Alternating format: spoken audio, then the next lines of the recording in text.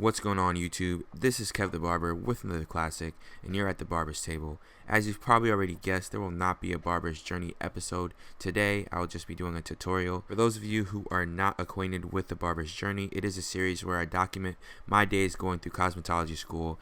I think it's pretty dope. Check it out if you haven't. Go to the playlist and you'll see the Barber's Journey. Let me know what you guys think about it. This is what the haircut's going to be looking like. This is a skin fade, very detailed instructions. I'm going to show you slightly a new way that I don't think I've showed you guys before. Let's get right into it. When putting on the neck strip, you want to make sure that you don't cover the client's face. It's the correct way to put it on. Same for the cape. Neck strips, the purpose for a neck strip is to make sure that there's a barrier between the skin and the cape, so there's, sanitation. Make sure you brush the hair as well. You need to have a clean canvas so your fades are clean and accurate. I start off my line of demarcation with the lever closed, not all the way, to give me some space so I can just fade it out if I wanted to. I don't want to overcommit. And what I do is I do the line of demarcation on one side and connect it with the other side, just like that, to make an even and nice fade. If you start clean, you'll finish clean. Now, it's very important that you start with cutting the hair to the desired level, so that you're fading to a desired level rather than fading up to an unknown level. You want to be able to see where you're going. It really helps out in the long run. I've started some fades without the desired level first, and it's a hassle. Your cut will be a lot longer than you want it to. I'm doing it with the grain so that the hairs will lay down, and it's a really nice and clean cut. I'm brushing the hair in between my cut so that I can see the natural fall of the hair rather than having to go against the grain. Even though his hair is coarse, it's not as dense. So coarse is basically how thick each hair is. Density is how much hair grows per square inch or so, just the amount of hairs that grow. And coarse is just the hair is thick. So I'm trying to be very gentle, very intentional, and knowing where the hair is falling, make sure I'm following that. And here's a very, very important tip, very important. For receding hairlines, you want to make sure that you cut it very strategically. If you can see, I outlined for you guys the dark spots, and if you look at the front of his forehead, it's a little lighter than the back. So what you want to do is just cut down the dark as if it's the side, like cut it down with a lower level and then go higher for the less dense areas, so that it can give an illusion of darkness. And I'm making sure I'm going over and over again so that the cut is nice and even and nice and clean.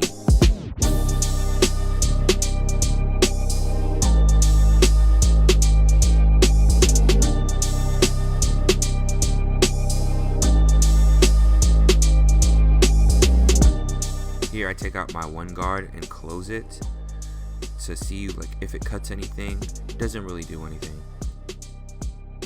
Then I bring out my half guard and put it all the way open and see what it's cutting, and then kind of bring it down a little bit to bring it to the rest of the hair length and see what happens. This is all just feeling out, to make sure, see how his hair reacts to what I'm doing. It's best always to take it slow. You don't want to overdo anything, because then you can't put hair back on somebody's head. So the way I conceptualize my fades is I'm sketching hair, you know what I'm saying? This is me cutting the frilly hairs, or the hairs that are standing up. This is also a good way to cut hair without taking away density. Now to start our first guideline, few objectives here. I keep the front line dark, so I make sure that there's a sharp line. I'm keeping a line below, like where the line of demarcation is, so I don't lose my place. I'm flicking out at the end of the second line that I'm trying to create, because it allows for the next steps to be easier. It allows the fades to be much more effortless. And if you see on the side right there, I'm not really creating that harsh of a line. I'm flicking it out.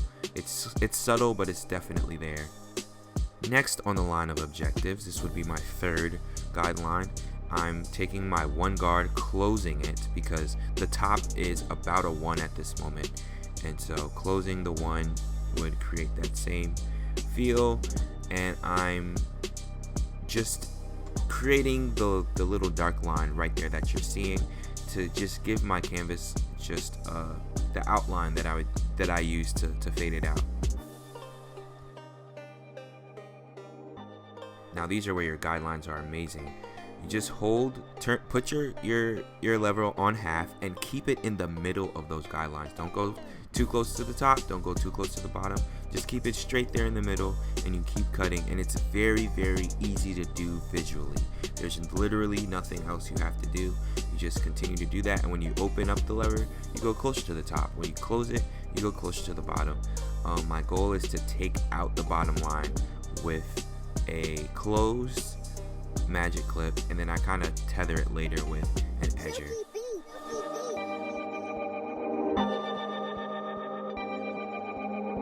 Same exact idea applies for the rest of the head.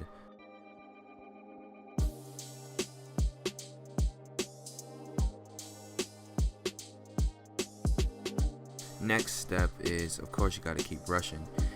Take out your half guard, put it halfway, and we are just taking out this line little by little, probably going up about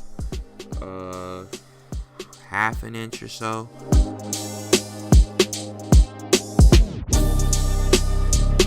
Now this is a technique I've been doing this entire video, but I'm zooming in at this moment for you guys to really see it. Feathering. This is an idea that took me a lot of time to learn. It's using the corner of the blade to lightly cut hair, and I'm going to switch to a different angle so you can really see that work being done.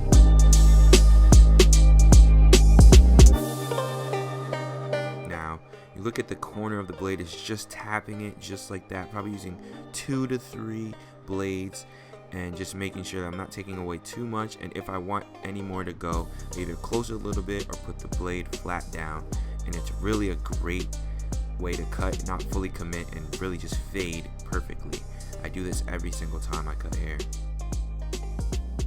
And I'm coming back in with the half just to make sure it's blending a little more into the top. This is before and after of feathering. You can really see the difference. I still need to do a little bit more work on the front hairline though. It's a little blotchy. And I extremely apologize. A lot of you astute watchers were probably waiting for me to take out the bulk hair at the bottom. The camera was not recording. I was extremely sick. But I'm just feathering into the hair just like that before.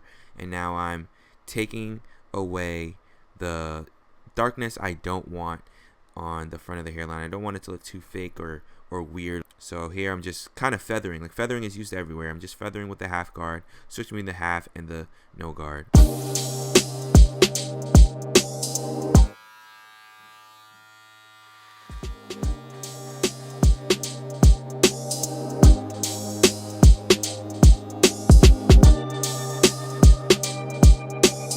Here is just a general transition down to the beard, starting close and opening up down to the bottom.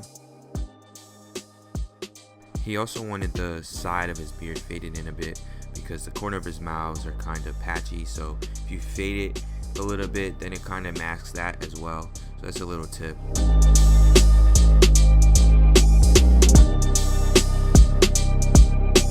As I said before, I look at cutting as sketching.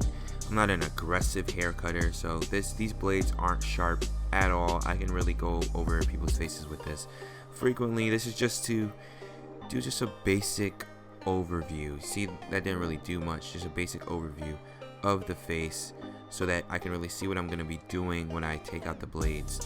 Clean up the neck, make sure you always do that. It makes a huge difference.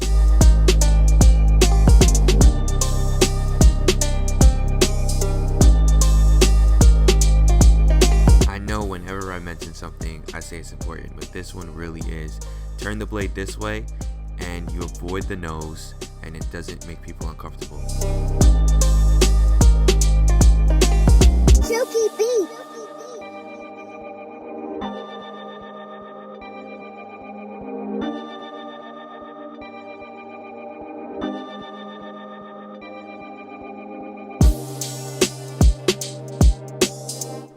Now we get to the juicy part. This has to be one of my favorite parts of a haircut. the hairline. Now as you can see, the density here is not that great, so I do a little bit of touch-up work in the dark areas. Start in the middle, always start in the middle, especially if you are a beginner.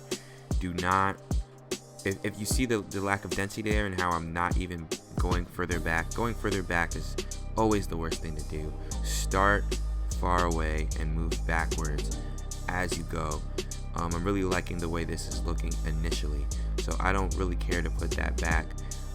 The density cannot be brought back unless you use fibers or something like that, so do not trip about the density. The client more than likely doesn't want you pushing back that hairline in the first place. I know the hairline warriors are going to come for me for this one, how it's leaning a little bit further back on the right or whatever, but it looked like that on the camera. I did not get the touch up on camera, so I fixed that, just so you guys know. Still gonna get a comment on it, but just so everybody who watches and wants to learn understands. Also, pay very close attention to those corners. That's the only way you get it sharp. I go over, I go on top, pull back, then go closer and go at different angles, use the corner of the blade, and I always try and get that corner sharp as possible. That's really what makes a difference in a hairline. I know I did a whole lot of talking on this, but for this I'm just gonna put on some shave gel. This is Tomb 45, and keep your blade flat and just watch away.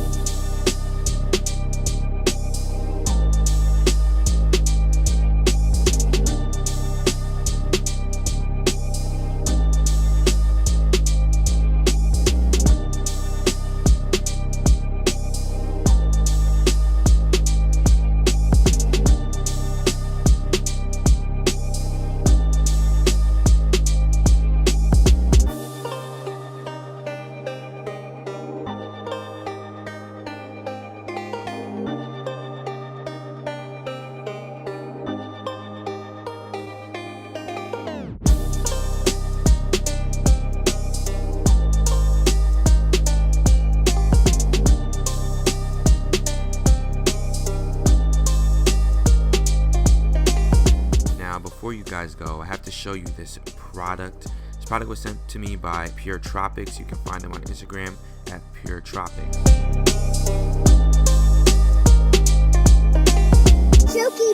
So I'm still getting acquainted with this product. I've used it about 2 or 3 times, and it's proven itself to be pretty decent. I haven't seen super changes yet, but if you look at their Instagram page, they have a bunch of tell-all stories, and it's pretty dope. I just put this on here because I used a shaver to take off his bulk. So just to prevent any bumps or anything, I just used this on my clients. I have about 10 of these. I'll be giving away 3. So let me know down in the bottom why I should give it to you. Thanks again for watching. See you guys in the next video. Please check out the barber's journey and let me know what you guys think. Thanks.